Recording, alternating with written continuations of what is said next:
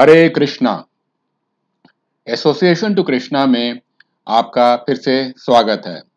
इस बार हम लोग उस्तव पुरुषोत्तम मास के बारे में वर्णन करेंगे, उसकी चर्चा करेंगे।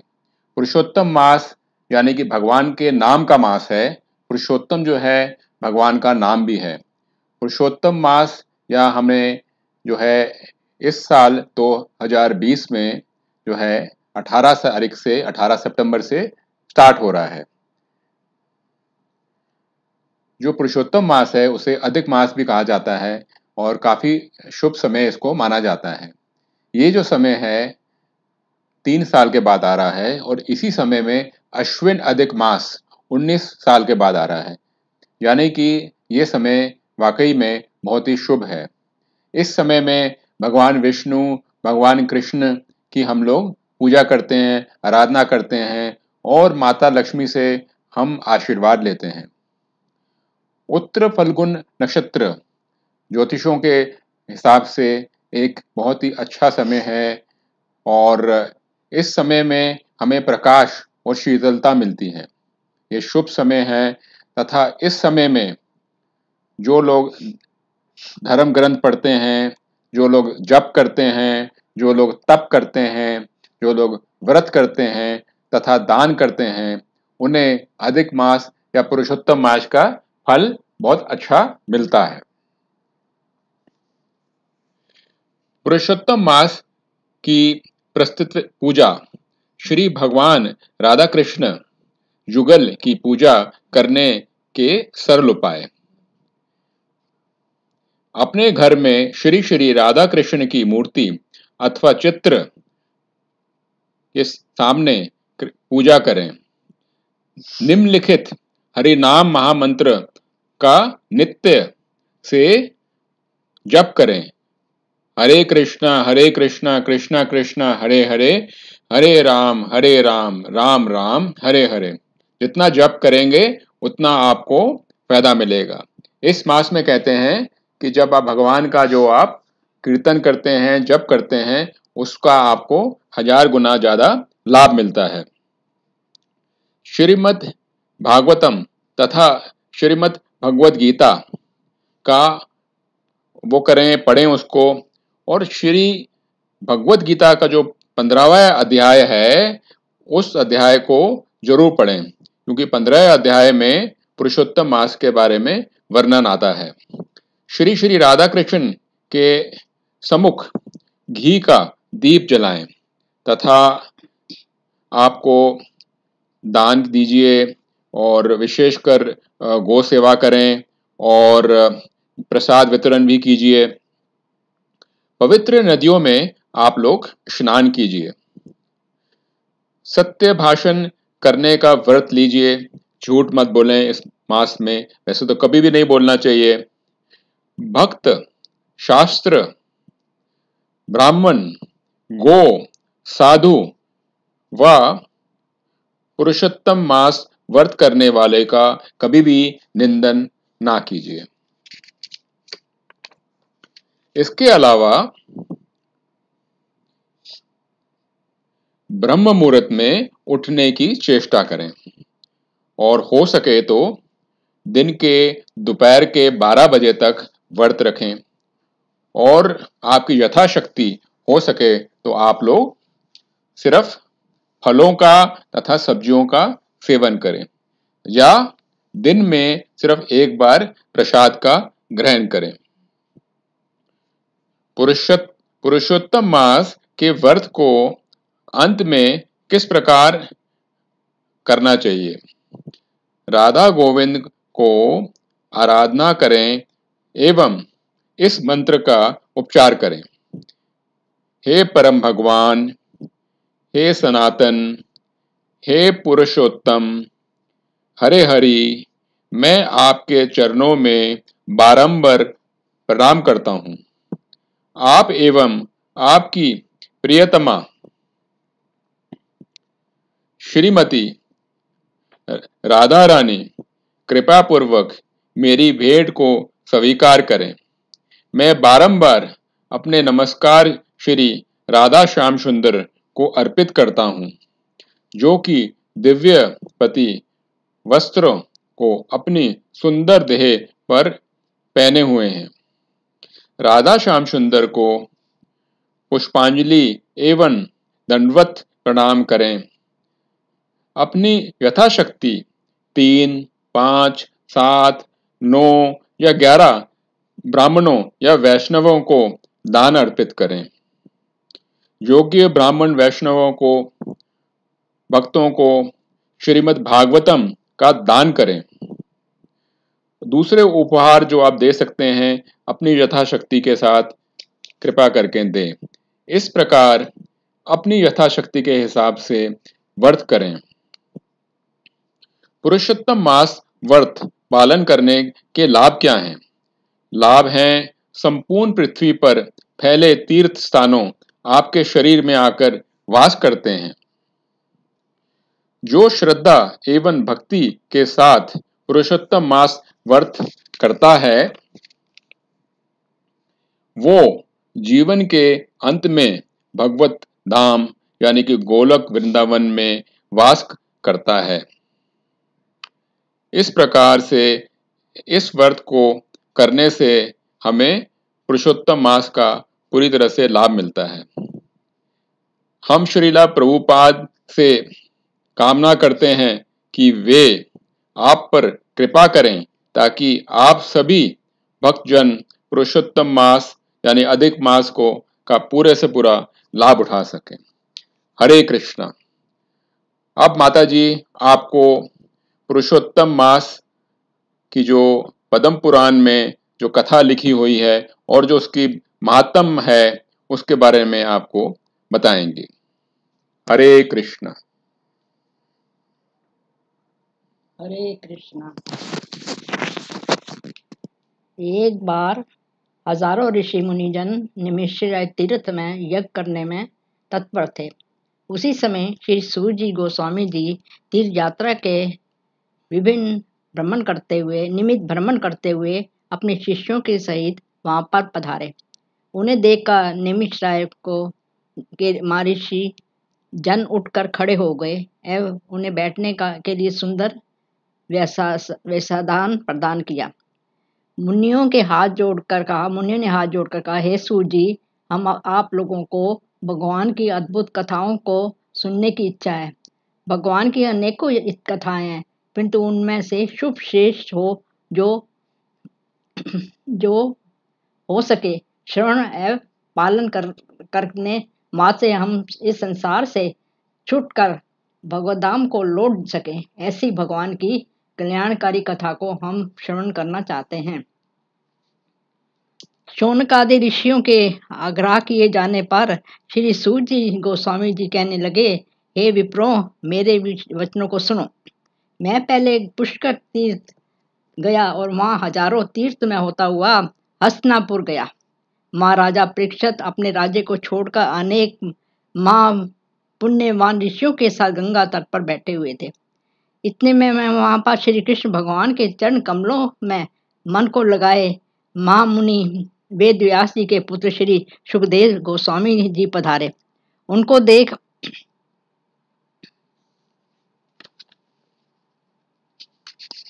देखकर सभी हाथ जोड़कर खड़े हो गए एवं स्वर संपत्ति से व्यास आसन ग्रहण करने का आग्रह किया, जिसे कि वे परीक्षित महाराज को कृष्ण कथाएं सुनाएं।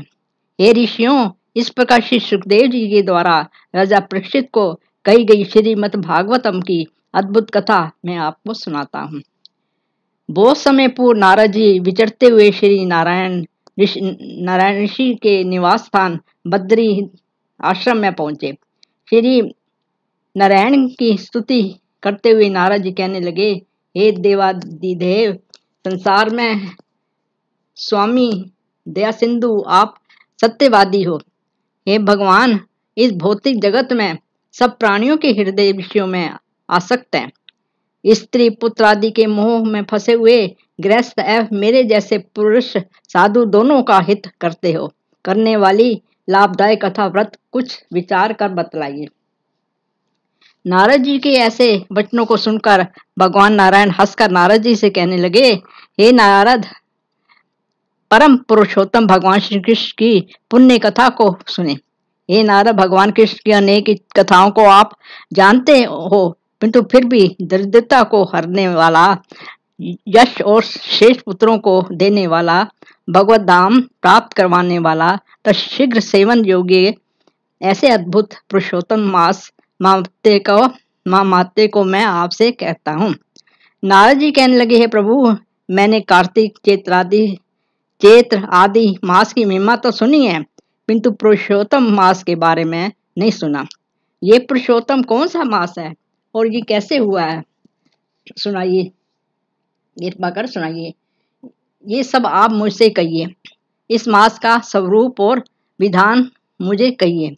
इस मास में क्या करना चाहिए, स्नान कैसे करें और दान क्या करें, क्या जप करें, किसकी पूजा करें तथा उपवास आदि क्या साधन है, ये कृपा पूर्वक बतलाइए। सूर्य जी कहने लगे, हे ऋषियों, नारद जी के ऐसे जनहितकारक वचनों को सुनकर चंद्रमा के समान मुख वाले भगवान नारायण ने शांति देने वाले वचन बोले। हे नारद, मैं तुम्हें वे सब कुछ बताऊंगा जो भगवान कृष्ण ने बहुत समय पूर्व राजा युधिष्ठिर से कहा था। एक समय में मेरा युधिष्ठिर जुए में दुर्योधन से सब कुछ हार गए। उस समय द्रौपदी के बालों से पकड़कर दुशासन ने खींचा और वस्त्र भी पकड़कर खींचे तो कृष्ण भगवान ने रक्षा करी। उसके पश्चात युधिष्ठिर राज्य को छोड़कर काव्य वन को चले गए। एक समय देवकी पुत्र श्री कृष्ण भगवान उनको दुखी जानकर काम्य वन की ओर गए। उस समय युधिष्ठिर श्री कृष्ण भगवान को देखकर ऐसे प्रसन्न हुए मानो देह में प्राण आ गए हों। वो बड़े प्रेम से मिले और हरि के चरण कमलों में नमस्कार किया। द्रौपदी ने भी प्रणाम किया। राजा युधिष्ठिर द्रौपदी एवं राजे पांडवों को दुखी देखा श्री भगवान जी अत्यंत दुखी हुए। उस समय विश्वात्मा भगवत्सल्य भगवान कृष्ण ने दुर्योधन को भस्म करने के लिए ऐसा क्रोध किया मानो त्रिलोक की भस्म कर देंगे। तब अर्जुन भय से कांप उठे। युधिष्ठिर, द्रौपदी तथा दूसरे उपस्थित पांडव वृंद हाथ जोड़कर भगवान को प्रसन्न करने के लिए स्तुति करने लगे। हे प्रभु, कृपा कर शांत हो जाइए, हमारी रक्षा कीजिए, हमारे ऊपर आने वाले कष्टों का क्या कारण है, कृपा पूर्वक बतलाइए। तब भगवान कृष्ण शांत हो गए और प्रसन्न होकर बोले, हे अर्जुन, मैं तुम्हारी मित्रता और भक्ति से प्रसन्न होकर तुम्हें पुरुषोत्तम मास की अद्भुत कथा सुनाता हूँ। एक समय विधाता के विधान से अधिक मास का प्रादुर्भाव होगा। सभी ने उसकी निंदा की। ये अपूज्य है, इसमें कोई भी धार्मिक या शुभ कर्म करने के नहीं जा सकते। ये मास संक्रांति में से विहीन है। इस प्रकार सभी देवों एवं लोगों के वचन सुनकर वे मलमास की देवी कांतिहीन वे दुखी होकर बैकुंठ में पहुंची। स्वर्ण सिंहासन पर बैठे विष्णु को प्रणाम किया और दोनों हाथ जोड़कर नेत्रों से आंसू बहाती हुई इस प्रकार कहने लगी, अधिक मास से क्या है, हे नाथ, हे कृपा निधान, मलमास मेरा नाम है। मैं बलवानों से निष्कृत होकर यहाँ आई हूँ। कृपा आप मेरी रक्षा करो। मुझको सब लोगों ने शुभ कर्म किए हैं। मुझको सब लोगों ने शुभ कर्म किए हैं। अनाथ और कृपा की दृष्टि से देखी जाती हूँ। मैं आपकी शरण में हूँ।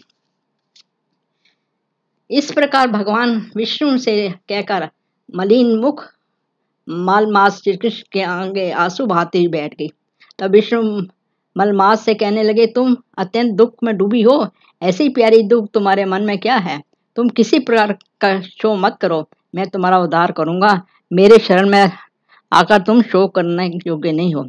नारायण बोले। भगवान विष्णु के वचन सुनकर मलमास दुखी होकर बोली, हे भगवान, आपके बिना इस संसार में कुछ भी नहीं होगा।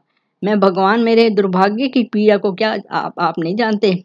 मेरे जैसा दुखी तीनों लोकों में कोई नहीं है। क्षण, लव, मुहूर्त तथा पक्ष, मास और दिन रात्रि सभी अपने स्वामी की आत्मा से सदा बह रहित होकर आनंद करते हैं, किंतु ना मेरा कोई नाम है, ना मेरा पति है, ना कोई मुझ में आश्रय देने वाला है। इसलिए सब देवताओं ने मेरा निरादर किया है। शुभ कर्म में ये मलमास वर्जित है, ऐसा सभी कहते हैं, इसलिए मैं मरना चाहती हूँ, जीना नहीं चाहती। नारायण बोले, हे नारद जी, मैं मैं मरूंगी, मैं मरूंगी, मैं मरूंगी। इस प्रकार बारंबार कहकर मलमास अचेत हो गई। विष्णु भगवान के नेत्रों से संकेत पाकर नारद मूर्छित हुए पाकर गरुड़ मूर्छित हुए मलमास को अपनी आंखों से हवा करने लगे तथा मलमास की देवी उठकर बोली, हे नाथ, मुझको ये अच्छा नहीं लगता। जगत पते, मुझे शरणागत से क्यों त्यागते हो, रक्षा करो। इस प्रकार कामते हुए मलमास ने भगवान कहने लगे, हे वत्स, तेरा दुख देखा नहीं जाता, तू शोक मत कर। योगियों को भी दुर्बल ऐसा गोलोक धाम में मेरे पास चलकर यहाँ गोपियों से बीच में बैठे हुए दो भुजा वाले मुरली हाथ में लिए नवीन मेघ के समान श्याम रंग कमल सदृश नमन वाले भी श्री कृष्ण भगवान रहते हैं। श्री कृष्ण भगवान लोक में मेरे दुख को दूर करेंगे, चलो वहां पर चलते हैं। श्री नारायण कहने लगे, हे नारद, श्री विष्णु भगवान अधिक मास सहित गोलोक में गए। वहां पहुंचने पर अधिक मास सहित विष्णु को द्वारपाल ने नमस्कार किया। सभी के सिंहासन पर गोपियों के बीच में बैठे श्री कृष्ण को रमनाथ श्री विष्णु जी ने नमस्कार किया। फिर विष्णु ने कामते हुए मलमास को श्री कृष्ण के चरणों में डाल दिया। श्री कृष्ण भगवान कहने लगे, ये कौन है और इस गोलोक में किस लिए रोती है? क्या इसका कोई दुख नहीं दूर कर सकता? श्री नारायण कहने लगे, हे नारद, गोलोकनाथ के वचनों को सुनकर विष्णु भगवान के आसन से उठकर आदि में अंत तक मनमास का सब वृतांत सुनाया। इसके माँ दुख को आपके बिना कोई निवारण नहीं कर सकता। इस स्वामी रहित को हाथ पकड़कर आपके पास लाया हूँ। इस प्रकार विष्णु भगवान कहकर हाथ जोड़कर श्री कृष्ण भगवान के आगे खड़े हुए। आगे सूर्य जी कहने लगे, हे ऋषियों, जब विष्णु भगवान मलमास का अपार दुख देखकर कहकर चुपचाप आसन पर बैठ गए तो श्री कृष्ण ने विष्णु को जो गुप्त वचन कहे, ये मैं तुम्हें कहता हूँ। श्री पुरुषोत्तम बोले, हे विष्णु, आपने बहुत अच्छा किया जो मलमास का हाथ पकड़कर यहाँ पर ले आए। इससे आप लोक में महान कीर्ति पाओगे। जिसको सुनकर तुमने स्वीकार किया उसको मैंने भी स्वीकार कर लिया। इस दीनहीन मास को मैं गुण, कीर्ति, ऐश्वर्य, पराक्रमण भक्तों के वरदान देने में अपने समान समर्थ करता हूँ। मैं जनार्दन हूँ, तुम्हारी प्रसन्नता के लिए मैंने अपने सभी गुण इसको दे दिए हैं। ये पुरुषोत्तम मास के नाम से जगत में विख्यात होगा। मेरे समान होने से ये सब मासों की स्वामिनी होगी। अब ये मास जगत को पूजे, जगत के नमस्कार करने योग्य होगा, पूजनीय होगा और पूजने वाले का दुख दरिद्रता का नाश करेगा। जो कोई इच्छा रही या इच्छा वाला पूजेगा, वे अपने पूर्व कर्मों को भस्म करते हुए भौतिक जगत में अनंत पूर्व जीवन व्यतीत कर निसंशय होकर मुझको प्राप्त करेगा। हे गरुड़ध्वज, माँ भाग्यशाली कति ब्रह्मचारी महात्मा निराहारी भी मेरे परम मास को प्राप्त नहीं होते हैं, परंतु पुरुषोत्तम मास के व्रत पालन हेतु मार्थ करने से जन्म मृत्यु के सागर को पार कर बिना परिश्रम के ही मेरे धाम को पा सकते हैं। सब साधनों में से सब काम तथा अर्थ को देने वाला ये पुरुषोत्तम मास सबसे उत्तम तपस्या है। जैसे हल से बोए हुए बीज करोड़ों गुना होते हैं, वैसे ही पुरुषोत्तम मास में की गई भगवान की सेवा भक्ति कोटि गुना होती है। कोई चतुर्मास के व्रत यज्ञों द्वारा इस स्वर्ग में जाकर यहाँ के भोगों को भोगकर फिर इस पृथ्वी में आते हैं, किंतु जो पुरुषोत्तम मास का आज से विधि पूर्वक सेवन करता है, वे अपने कुल का उद्धार करके मुझको ही प्राप्त होगा। वे दुर्भाग्यशाली व्यक्ति के जप नहीं करता, किसी प्रकार का दान नहीं करता, भगवान श्री कृष्ण ने उसके भक्तों का सम्मान नहीं करता, जो पुरुषोत्तम मास की निंदा करता है वो असीमित काल तक नरक में रहता है। पुरुषोत्तम मास में भक्ति किए बिना भला कोई ऐसा अपने जीवन को सफल बना सकता है। अतः सब मनुष्यों को मेरे इस मास में स्नान, पूजा, जप आदि विशेष रूप से करके अपनी शक्ति के अनुसार दान करना चाहिए, जिससे भक्ति और श्रद्धा से पुरुषोत्तम मास में मेरे पूजा को वे धन तथा पुत्र का सुख भोग कर अंत में मेरे गोलोक में वास करेगा। मेरी आज्ञा से सभी मनुष्य मलमास की पूजेंगे। मैंने सब मासों में उत्तम इसको किया है। इसलिए हे रमापते, तुम चिंता छोड़कर पुरुषोत्तम मास को लेकर बैकुंठ को जाओ। इस प्रकार भक्त वत्सत भगवान कृष्ण युधिष्ठिर और द्रौपदी की कृपा को देखते अर्जुन से बोले, हे राज सिंह, दुख में डूबे होने कारण तुमने हाल ही में अपने पुरुषोत्तम मास का आदर नहीं किया और वृंदावन चंद्र का प्रिय मास आपके वन में रहने से अनजाने में बीत गया। इस प्रकार आप समझ सकते हो आप पर इसमें दुख क्यों आए हैं। आप वेद व्यास जी से प्राप्त किया हुआ आराधना इत्यादि में लगे रहें, किंतु जब तक आप पुरुषोत्तम मास की पूजा नहीं करते तब तक आप मेरी शुद्ध भक्ति नहीं कर पाओगे। कृष्ण बोले, हे महाराज, अब आपके दुख का दूसरा कारण कहता हूँ। इस संदर्भ में द्रौपदी के पूर्व जन्म की इस कथा को अच्छी तरह श्रवण करो। कृष्ण बोले, हे महाराज, अब आपके दुख का दूसरा कारण कहता हूँ। इस संदर्भ में द्रौपदी के पूर्व जन्म की इस कथा को अच्छी तरह श्रवण करो। कृष्ण बोले, हे महाराज, जब आपके दुख का दूसरा कारण कहता हूँ, इस संदर्भ में द्रौपदी के पूर्व जन्म की इस कथा को अच्छी तरह से श्रवण करो। कृष्ण कहने लगे, ये द्रौपदी पूर्व जन्म में माँ भाग्यशाली ब्राह्मणी मेधावी की पुत्री थी। कुछ काल व्यतीत होने पर 12 वर्ष की हो गई। अपने पिता की ये एक ही पुत्री थी और बड़ी चतुर, गुणवती, सुंदरी होने के कारण वे पिता को अत्यंत प्रिय थी। ये पड़ोसन सखियों का सुख देखकर पुत्र पौत्र आदि की इच्छा करने लगी। कन्या इसे कष्ट में अपने दिन व्यतीत करने लगी।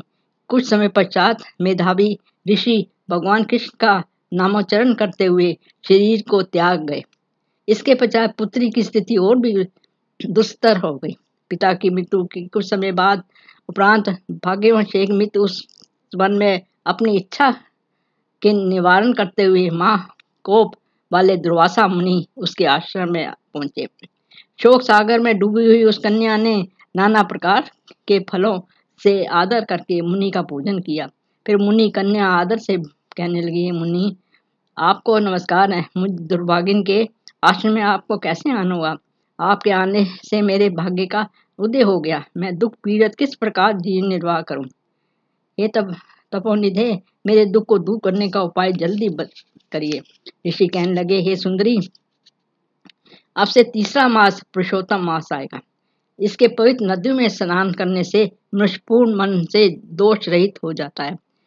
इसके तुल्य कीर्ति आदि कोई भी मास नहीं है। अब मास पक्ष आते सब मास पक्ष आते और भी जो पर्व हैं पुरुषोत्तम मास की 16वीं कला के बराबर भी नहीं है।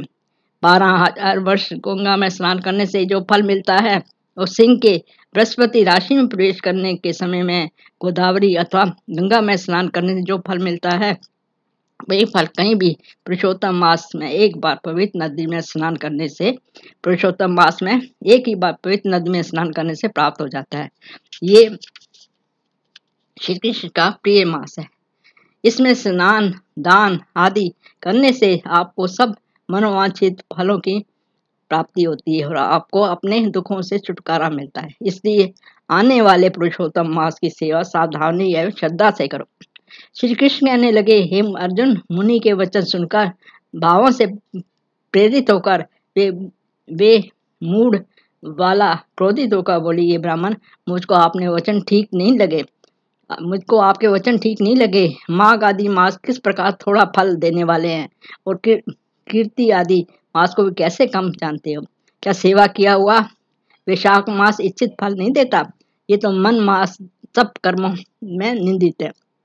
हे मुनि, सूर्य संक्रांति में सहित मन मास कि आप कैसे श्रेष्ठ कह सकते हैं। कैसे इस प्रकार क्रोध से कहे गए ब्राह्मण की पुत्री के वचनों को सुनकर ऋषि का शरीर जलने लगा और क्रोध से नेत्र लाल हो गए, किंतु फिर भी मित्र की कन्या को श्राप नहीं दिया। वो सोचने लगे कि कन्या मूर्ख है, अपने हित हित को नहीं जानती, पुरुषोत्तम का महात्म जो बड़े बड़े ज्ञानी नहीं जानते, कम बुद्धि वाले पुरुष कन्या कैसे जान सकती हैं। और बिना पिता की कन्या दुख रूपी अग्नि से सुलगती हुई मेरे अत्यंत उग्र श्राप को कैसे सहन कर सकेगी।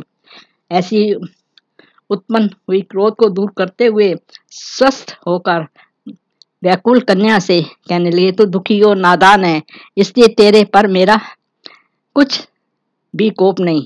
जैसा तेरे निर्भाग्य मन में हो वैसा ही कर, और भी जो कुछ होने वाला है तो सुन। मैं कहता हूँ तूने जो पुरुषोत्तम मास का अनादर किया है, इसका फल इस जन्म में या अगले जन्म में अवश्य होना चाहिए। क्योंकि तेरे पिता मेरे मित्र थे, इसलिए तुझको श्राप नहीं देता हूँ। तू कन्या है, अपने शुभ तथा अशुभ को नहीं पहचानती। तेरा कल्याण हो, मैं नारायण की सेवा में जाता हूँ। श्री कृष्ण कहने लगे, ऐसा कहकर जब माँ क्रोधी तपस्वी मुनि श्रेष्ठ झटपट चले गए, उसी समय कन्या पुरुषोत्तम प्रभाव में कांतिहीन हो गई। अपने मन में विचार करने लगी कि तत्काल फल देने वाले पार्वती पति शंकर की आराधना करूंगी। सूर्य जी कहने लगे, वे बाला मुनि के अत्यंत वचनों को निंदित कर अपने वन आश्रम में जाकर भगवान की पूजा करने लगी। नारद जी कहने लगे, हे मुने, सब मुनियों से भी कठिन ऐसा कौन सा तप उस कुमारी ने किया, सो हमसे कहिए। श्री नारायण कहने लगे, वे बाला ग्रीष्म ऋतु के सूर्य में पंचांगिन नारायण श्री नारायण कहने लगे, उस में स्थित हो दुष्कर तप करने लगी। हिम्मत तथा शिशिर ऋतु में ठंडे जल में स्नान किया। जल के ऊपर इस प्रकार दिखाई देती रही जैसे जल के ऊपर कमल शोभमान होता है। उसका ऐसा उग्र तप देखकर इंद्र महाचिंता को प्राप्त हो गए। कृष्ण बोले, हे अर्जुन, सब देवताओं को और भी महर्षियों द्वारा सामने योग्य ऐसे उग्र तप में निवृत्त हुई ऋषि कन्या को 9000 वर्ष बीत गए। फिर पार्वती पति शंकर ने इसके तप से प्रसन्न होकर अपना अगोचरण रूप दिखाया। उस रूप को देखा उसका दुर्बल शरीर हर्षपुष्ट हो गया। उस बाला ने श्री शंकर को नमस्कार किया और उसकी स्तुति करने लगी। हे राजन, जब उस मेधावी ऋषि को तपस्वी कन्या ने श्री शंकर भगवान की स्तुति करके शांत हुई, तब महाउग्र तप से उसका किया हुआ स्रोत सुनकर प्रसन्न मुख वाले श्री सदाशिव बोले, हे तपस्वी, तेरा कल्याण हो। मनवांछित वर माँ आनंद में मगन कुमारी ऐसा सुनकर प्रसन्न हुई। शिव जी से वे वचन बोली, हे दीनानाथ, यदि आप मुझ पर प्रसन्न हो तो मुझको पति दीजिए। ऐसा ही वे 5 बार कहकर शांत हो गए। तब शिवजी मुनि कन्या को कहने लगे, हे बाला, तूने जो अपने मुख से कहा है वैसा ही होगा। तूने 5 बार पति मांगा है, सो सुंदरी तेरे 5 पति होंगे। श्री कृष्ण कहने लगे, श्री शिव के ऐसे अनंती प्रिय वचन सुनकर बाला बोली, हे सदाशिव, एक स्त्री के एक ही पति हो सकता है, कहीं भी हो। स्त्री 5 पत्नियां वाली नहीं देखी न सुनी। एक पुरुष के 5 स्त्री हो सकती हैं, मैं 5 पतियों वाली कैसे होंगी? आपको ऐसा कहना योग्य नहीं है प्रभु। उस कन्या के ऐसे वचन सुनकर श्री शिव जी कहने लगे, इस जन्म में नहीं अपति, अगले जन्म में तुझे 5 पति होंगे। अपने तपोबल के फलस्वरूप तुम योनि से उत्पन्न नहीं होगी, बल्कि अग्नि से उत्पन्न होकर परम पद को प्राप्त होगी। दुर्वासा मेरा ये भी रूप है, तूने उसका तिरस्कार किया। यदि दुर्वासा कोपायमान हो जाए तो तीनों लोगों को जल देवें। तूने भगवान के प्रिय पुरुषोत्तम नाश का व्रत नहीं किया, जिसको श्री कृष्ण भगवान ने अपने समान सब ऐश्वर्य सौंप दिए। हे बाले, मैं ब्रह्मादि देवता को और नारद का तपस्वी जिन भगवान जी की आज्ञा नहीं टाल सकते, तूने भगवान की पूजा और अनादर किया, इसलिए तेरे 5 पति होंगे। हे बाले, जो पुरुषोत्तम मांस की निंदा करता है वे घोर नरक में जाता है, उसका कभी भला नहीं होता। वे हो सकता है मैं जो पुरुषोत्तम मास के भक्त हैं वे पुत्र पौत्र और धन से मुक्त हैं, इस लोक तथा परलोक में सिद्धि को प्राप्त होते हैं। हम सब देवता भी पुरुषोत्तम मास की सेवा करते हैं। इस प्रकार कहकर श्री नीलकंठ महादेव तत्काल व अंतर्ध्यान हो गए। तब वे बालाचकित रह गई। सदा शिव के अंतर्ध्यान होने से वे कन्या की चिंता हो गई। इस प्रकार दुख से बहुत सा काल व्यतीत होने लगा। फिर वे तपस्वी भगवान बलवान काल के यश शरीर छोड़ दी। श्री कृष्ण लगे उसी समय बड़े धर्मात्मा राजा द्रुपद से उत्तम यज्ञ किया। उस यज्ञ कुंड में से कन्या उत्पन्न हुई। मां मेधावी ऋषि कन्या दूसरी जन्म में राजा द्रुपद की पुत्री द्रौपदी के नाम से संसार में विख्यात हुई। सो वे राजा द्रुपद के संबर में मछली की आंख बीनने पर अर्जुन को मिली।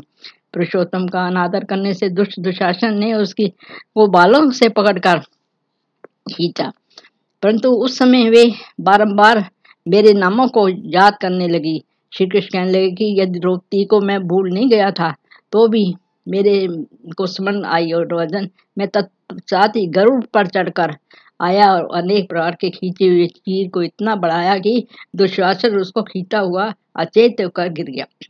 संदेह मेरे ही स्नेह करने वाली और पतिव्रता का पुरुषोत्तम मास के अनादर से मैंने भी उसको त्याग दिया। पुरुषोत्तम मास का तिरस्कार करने वालों को मैं त्याग देता हूँ।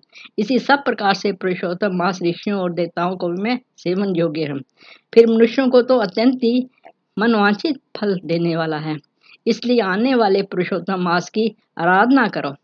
तुम्हारे वनवास 14 वर्ष पूरे होने को आ रहे हैं, सब कुछ अच्छा ही होगा।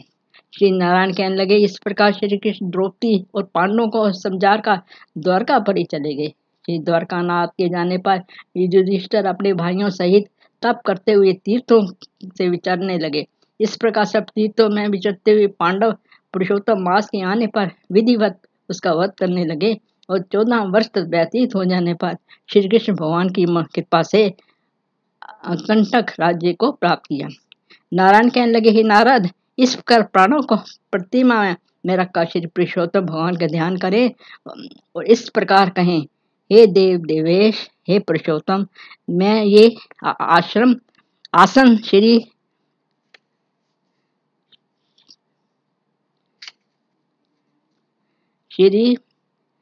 राध विष्णु को अर्पण करता हूँ। पुरुषोत्तम मास में देव वेद ब्राह्मण गुरु गो व्रत करने वाले स्त्री राजा और महात्माओं को निंदा ना करें। अपनी शक्ति के अनुसार भगवान विष्णु को प्रसन्नता के लिए व्रत भी करो। पुरुषोत्तम मास का व्रत करने से गोलोक प्राप्त होता है। पृथ्वी में जितने तीर्थ और क्षेत्र है वे सब पुरुषोत्तम मास का व्रत करने वाले के शरीर में वास करते हैं। इस प्रकार बुद्धिमान व्यक्ति को शुद्ध भक्त से कृष्ण कथा सुननी चाहिए। गृहस्थी पुरुष संदेह भली प्रकार से गृहस्थ के कर्मों में को करे। हिंसा नहीं करनी चाहिए, सत्य बोलना, सब प्राणियों की रक्षा, दया करना, ये सब गृहस्थियों के लिए धर्म कहे गए हैं। नारद जी एवं श्री नारायण का संवाद को बताते हुए सूर्य जी बोले, हे नारद, नारायण ऋषि द्वारा बताए हुए पुरुषोत्तम मास के महत्व को सुनाकर अत्यंत प्रसन्न हुए। उन्होंने नारायण को बार बार प्रणाम करते हुए कहा, ओह, ये पुरुषोत्तम मास सभी मासों में सर्वश्रेष्ठ है, सभी व्रतों एवं तपस्याओं में श्रेष्ठ है।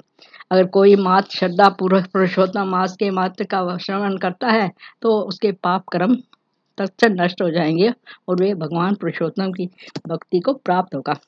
जो पुरुषोत्तम व्रत करेगा और भली भांति पुरुषोत्तम मास की पूजा करेगा उसे असीमित लाभ प्राप्त होगा और अतः गोल लोक धाम को प्राप्त करेगा। नारद मुनि से तब नारायण ने कहा, हे भगवान, अब मैं अपने हृदय में अब मन सहित पूर्ण रूप से संतुष्ट हूँ। आपको मेरा बारंबार प्रणाम है।